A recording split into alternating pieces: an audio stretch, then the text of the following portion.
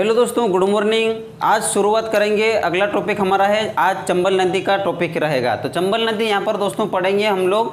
चंबल नदी का उद्गम स्थल अगर देखा जाए तो यहाँ पर दोस्तों चंबल नदी निकलती है जानापाव पहाड़ी, इंदौर महू के पास में है। दोस्तों हमने पहाड़ियाँ यहाँ पर पर्वत के साथ में पढ़ा था। पहाड़ियाँ कौन कौन सी कहाँ पर है, तो ये इंदौर जिले में जानापाव पहाड़ी आती है। वहीं पर दोस्तों यहाँ पर जानापाव पहाड़ी से चंबल नदी का उद्गम स्थल है। और यहाँ से दोस्तों इंदौर के पास में, महू शहर के पास में जो जानापाव पहाड़ी है, वहीं से चंबल नदी का उद्गम स्थल है, यानी कि यहीं से उद्गम होता है। ठीक है, और आगे हम देखेंगे तो दोस्तों यहाँ पर ये तो हुआ उद्गम स्थल। अब अगर चंबल नदी की कुल लंबाई की बात करेंगे तो चंबल नदी की कुल लंबाई है 965 किलोमीटर लंबाई है। यह है चंबल नदी की लंबाई, ये कुल लंबाई है। तो चंबल नदी का मुहाना है दोस्तों, यहाँ पर मुहाना चंबल नदी का लिख लीजिए। मुहाना चंबल नदी का मुहाना है। चंबल नदी उत्तर प्रदेश के इटावा जिले में यमुना में मिल जाती है। कहाँ पर मिल जाती है? यमुना में मिल जाती है। क्या मैं एक छोटा सा मैप बना दूं ताकि आपको अच्छे से समझ में आ जाएगा। देखिए यहाँ पर हम देखते हैं कि एक छोटा सा मैप बनाता हूँ कि चंबल नदी किस प्रकार से बहती है। मध्य प्रदेश का एक छोटा सा मैप ऐसे जल्दी जल्दी बनाने की कोशिश करूँगा मैं। देखिए दोस्तों, एक जल्दी मैंने छोटा सा एक मैप बनाया ताकि आपको अच्छे से समझ में आ जाए चंबल नदी किस प्रकार से निकल के कहाँ किधर मुहाना इसका है। तो देखिए दोस्तों, यहाँ पर जो है हमने देखा था कि इंदौर है। ये इंदौर दोस्तों, यहाँ पर इंदौर है। और यहीं से दोस्तों इंदौर के पास में एक महू शहर है। महू शहर से जानापाव पहाड़ी की महू शहर में जानापाव पहाड़ी से निकल के दोस्तों ये यहाँ पर जो है कि मंदसौर, रतलाम, नीमच होते हुए और दोस्तों यहाँ पर राजस्थान में मिल जाती है। राजस्थान होकर के ये दोस्तों यहाँ पर देखिए जो श्योपुर ज़िले से होते हुए मुरैना, भिंड, मुरैना, और दोस्तों ये आगे बढ़कर ये यहाँ पर यमुना में मिल जाती है। यमुना में मिल जाती है दोस्तों। ये यमुना नदी है, ये इस प्रकार से यमुना नदी है। यहाँ पर ये यमुना नदी और ये है चंबल नदी। तो चंबल नदी में ये मुहाना हो जाता दोस्तों। ये यमुना नदी आगे बढ़कर जाएंगे तो यहाँ पर एक गंगा नदी है जो बड़ी नदी है, गंगा नदी। इस गंगा नदी में यहाँ पर यमुना नदी मिलती है। तो दोस्तों यहाँ पर देखेंगे इटावा गांव है। यहाँ पर उत्तर प्रदेश में एक इटावा गांव है। इसी इटावा गांव में दोस्तों यहीं पर इसका मुहाना है चंबल नदी का। ठीक है, तो यहाँ से निकल के छोटे एक इंदौर से यहाँ पर एक छोटे महू शहर से निकल के दोस्तों ये इस प्रकार से बहती है। हम देखते हैं दोस्तों यहाँ पर चंबल नदी की और आगे क्या क्या खास बात है दोस्तों। तो चंबल नदी की यहाँ पर सहायक नदियाँ कौन कौन सी ये देखेंगे। मुहाना तो यहाँ पर आप इटावा, मुहाना उत्तर प्रदेश यानी कि यूपी में इटावा गांव नहीं है, इटावा जिले में। क्या है? इटावा जिले में। यूपी में इटावा जिले में, यूपी के इटावा जिले में मिल जाती है। दोस्तों हम यहाँ पर सहायक नदी की बात करेंगे। चंबल नदी की सहायक नदी कौन कौन सी है? तो चंबल नदी की सहायक नदी दोस्तों यहाँ पर शिप्रा है, जो मालवा की गंगा कहा जाती है, कही जाने वाली शिप्रा नदी का उद्गम स्थल भी दोस्तों यहीं पर होता है। मैंने आपको बताया था कि इंदौर के पास में जो काकरीबरडी पहाड़ी है, उस पहाड़ी से शिप्रा नदी का उद्गम स्थल है। पहाड़ियाँ हमने लगभग 6-7 पहाड़ी देखा था हमने। ठीक है, तो वहाँ पर भी मैंने आपको बताया था पिछले वीडियो में कि यहाँ दोस्तों पहाड़ियाँ हैं। इसी पहाड़ी में एक काकरीबरडी पहाड़ी है और वहीं काकरीबरडी पहाड़ी से शिप्रा नदी का उद्गम स्थल है। देखते हैं हम कौन कौन सी सहायक नदी है। तो चंबल नदी का उद्गम यहाँ से होता है, जानापाव पहाड़ी यहाँ से। चंबल नदी ये इस प्रकार से, ये चंबल नदी रेड कलर में आपको दिखाई दे रहा है। ये चंबल नदी जा रही है, ये मध्य प्रदेश से होते हुए मंदसौर, नीमच होते हुए ये राजस्थान में प्रवेश करती है। और यहाँ से दोस्तों फिर आगे बढ़कर ये मध्य प्रदेश में, यहाँ से फिर मध्य प्रदेश में प्रवेश करती है और राजस्थान में फिर यहाँ पर निकल करके ये दोस्तों उत्तर प्रदेश में प्रवेश करते हुए दोस्तों ये यहाँ पर ये यमुना नदी आपको दिखाई दे रही है, यमुना नदी है। और यमुना नदी में दोस्तों ये उत्तर प्रदेश के यमुना नदी में मिल जाती है, जो उत्तर प्रदेश के इटावा जिले में है। इटावा जिले के यमुना नदी में मिल जाती है चंबल नदी। दोस्तों यहाँ पर देखेंगे कि चंबल नदी की जो सहायक नदियाँ कौन कौन सी है ये हम देखेंगे। और इसकी लंबाई दोस्तों यहाँ पर कितनी है, तो ये हो जाएगी 965 किलोमीटर लंबाई है। ठीक है, 965 किलोमीटर यहाँ पर लंबाई है। चंबल नदी की। तो दोस्तों यहाँ पर हमने जो इस प्रकार से ये सहायक नदियाँ दर्शाई है, तो यहाँ पर समझाने की कोशिश करूँगा दोस्तों। जो ये इस प्रकार से यहाँ से दोस्तों उद्गम स्थल है जानापाव पहाड़ी से इंदौर महू के पास में दोस्तों ये, और यहीं से दोस्तों जो इसके यहीं इसी के पास में जानापाव पहाड़ी के पास में और भी पढ़ा था हमने दोस्तों काकरी बरडी पहाड़ी। जो काकरी बरडी पहाड़ी वहीं से दोस्तों क्षिप्रा नदी का उद्गम स्थल है, वहीं से दोस्तों क्षिप्रा नदी का उद्गम स्थल है जो इंदौर के पास में है दोस्तों, इंदौर में है, इंदौर जिले में है। यहाँ पर क्षिप्रा नदी का उद्गम है दोस्तों, ये सहायक नदी है चंबल की। फिर आगे बढ़ेंगे, इसी क्षिप्रा नदी के तट पर बसा हुआ है उज्जैन शहर। उज्जैन क्या है? उज्जैन शहर बसा हुआ है क्षिप्रा नदी के तट पर। आगे बढ़ेंगे दोस्तों, हमें मिलेगी काली सिंध। काली सिंध जो दोस्तों बागली गांव में है। बागली गांव कहाँ पर है? देवास जिले में। देवास जिले में एक काली सिंध नदी का उद्गम है दोस्तों, ये सहायक नदी है काली सिंध। ठीक है दोस्तों, फिर आगे बढ़ेंगे हम दोस्तों। पहले देख लेते हैं दाएं की ओर, फिर देखेंगे बाएं की ओर। तो दाएं की ओर हमें कौन सी नदी हो गई?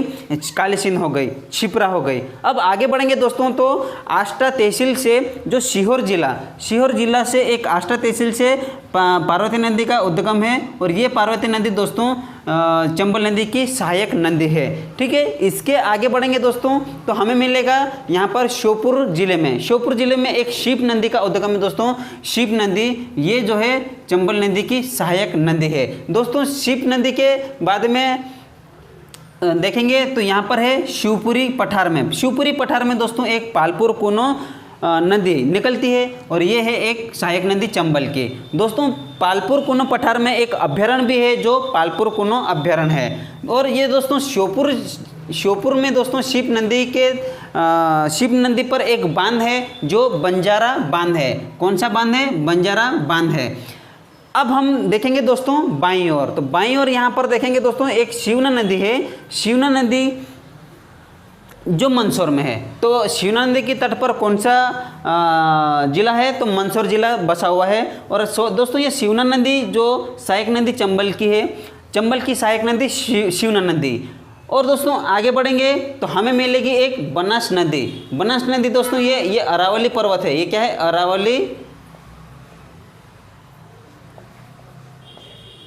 अरावली पर्वत से एक बनास नदी का उद्गम होता है दोस्तों, और ये बनास नदी आकर के यहाँ पर मिलती है जो राजस्थान में दोस्तों ये चंबल में मिलती है। तो ये दोस्तों एक यहाँ पर दोस्तों देखिए, एक तो शिप नदी और एक चंबल नदी और एक बनास नदी, यहाँ पर 3 नदी का संगम हुआ है। तो इसे दोस्तों पर जो तीनों नदी का यहाँ पर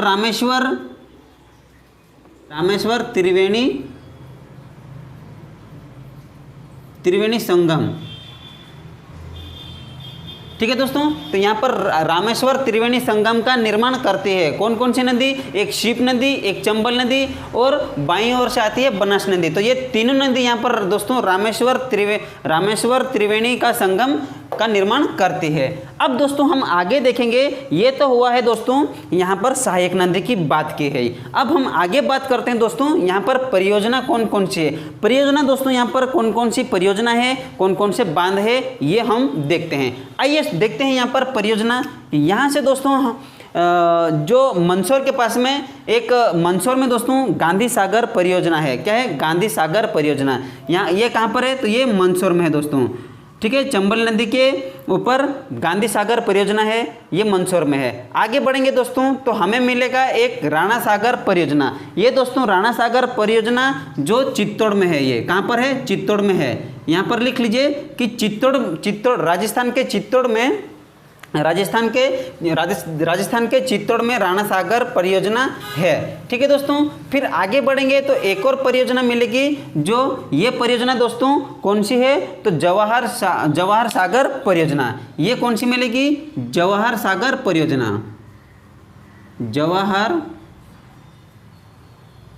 जवाहर सागर परियोजना। ठीक है दोस्तों, तो ये है जवाहर सागर परियोजना।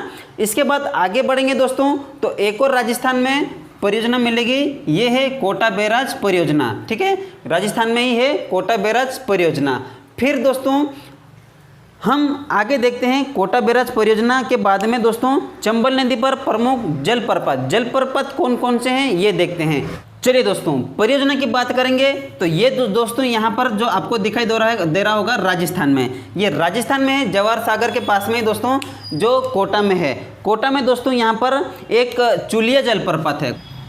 ठीक है, मैं ये चुलिया जलप्रपात यहाँ लिख देता हूँ, चुलिया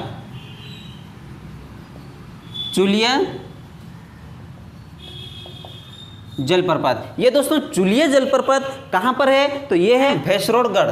लिख लीजिए, जलप्रपात कहाँ पर है, रोडगढ़ में है। ठीक है, भैंसरोडगढ़ ये कहाँ पर है दोस्तों, तो राजस्थान के चित्तौड़गढ़ में है। कहाँ पर है, राजस्थान के चित्तौड़गढ़ में भैंसरोडगढ़ है। ठीक है दोस्तों, आगे देखेंगे तो यहाँ पर हमें दोस्तों इंदौर के पास में हमें मिलता है महू में दोस्तों यहाँ पर एक पाताल पानी। तो ये है पाताल पानी जलप्रपात। ठीक है दोस्तों, पाताल पानी जलप्रपात ये है कहाँ पर है, इंदौर के महू के पास में। दोस्तों एक और यहाँ पर इंदौर में दोस्तों क्या है, इंदौर में एक और है जलप्रपात, तो वो जलप्रपात है शीतला माता जलप्रपात है। दोस्तों यहाँ पर एक और जलप्रपात मिलता है हमें, तो ये एक और जलप्रपात मिलेगा शीतला माता मंदिर के बाद में दोस्तों। यहाँ पर मिलेगा झाड़ीदाड़ जलप्रपात। दोस्तों यहाँ पर जलप्रपात हमने कितने देखे, एक तो है पाताल पानी जो महू के पास में है, और महू के पास पाताल पानी ये जलप्रपात है। दोस्तों आगे बढ़ेंगे तो हमें मिलता है शीतला माता पर जलप्रपात, और आगे बढ़ेंगे तो मिलेगा हमें इंदौर में ही मिलेगा झाड़ीदाड़ जलप्रपात। ठीक है दोस्तों, तो ये एक तो इंदौर में है, इंदौर में ये तीन इंदौर में ही है दोस्तों, ये तीन शीतला माता, पाताल पानी, झाड़ीदाड़ ये जलप्रपात कहाँ पर है, इंदौर में। ठीक है दोस्तों, आगे देखेंगे तो यहाँ पर हमें मिलेगा चुलिया जलप्रपात जो राजस्थान के भैंसरोडगढ़ में है, ये कहाँ पर है, चित्तौड़गढ़ में है। अब दोस्तों आगे हम देखेंगे कि विशेष यहाँ पर क्या क्या है। इस चंबल नदी में दोस्तों यहाँ पर डॉल्फिन का संरक्षण किया जा रहा है। कौन सी,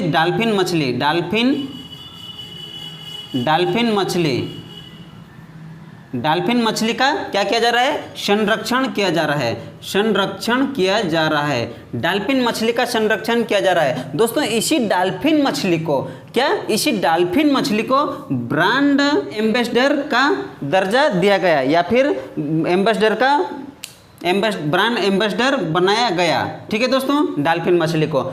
अब दोस्तों यहाँ पर इसी चंबल नदी में घड़ियाल का भी संरक्षण किया जा रहा है, कछुए का भी संरक्षण किया जा रहा है। तो दोस्तों जो घड़ियाल है उनका नाम क्या है, कछुए क्या है, उनके कौन किसी प्रजाति का संरक्षण किया जा रहा है, ये हम देखते हैं दोस्तों। ये हम अभी साफ कर देते हैं, उसके बाद हम देखते हैं कि यहाँ पर कौन सी प्रजाति के कछुए हैं, यहाँ पर इनका संरक्षण किया जा रहा है। तो हम यहाँ पर देखते हैं आगे दोस्तों, ये हम मिटा देते हैं।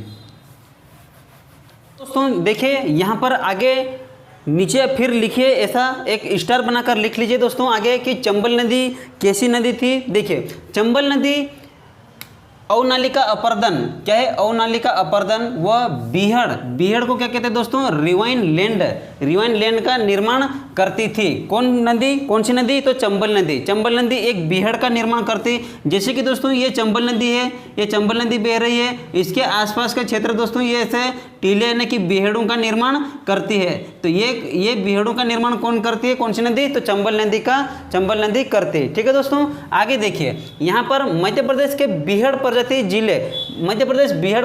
जिले कौन कौन से, तो यहाँ पर दोस्तों 3 जिले हैं जो श्योपुर चंबल संभाग में है। दोस्तों देखिए श्योपुर, एक जिला श्योपुर है, फिर आगे बढ़ेंगे तो हमें मुरैना मिलेगा, फिर भिंड।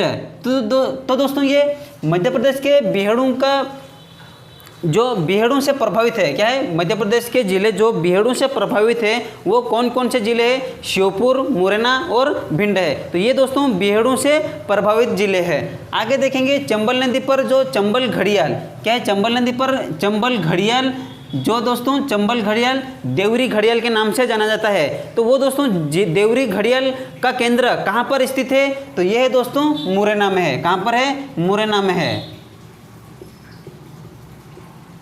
में है। ठीक है दोस्तों, आगे देखिए चंबल नदी पर डॉल्फिन का संरक्षण, डॉल्फिन मतलब दोस्तों डॉल्फिन एक मछली है, तो उस डॉल्फिन मछली को संरक्षण भी किया जा रहा है। दोस्तों आपको बताया था पिछले स्लाइड में कि डॉल्फिन मछली जो है एक ब्रांड एम्बेसडर का दर्जा दिया गया है। ठीक है, आगे देखते हैं।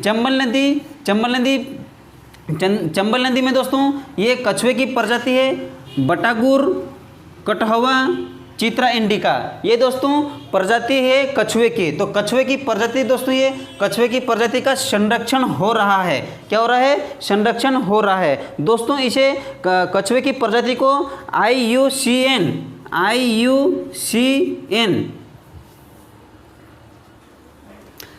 ये दोस्तों IUCN दोस्तों, ये IUCN एक रेड डाटा बुक है। रेड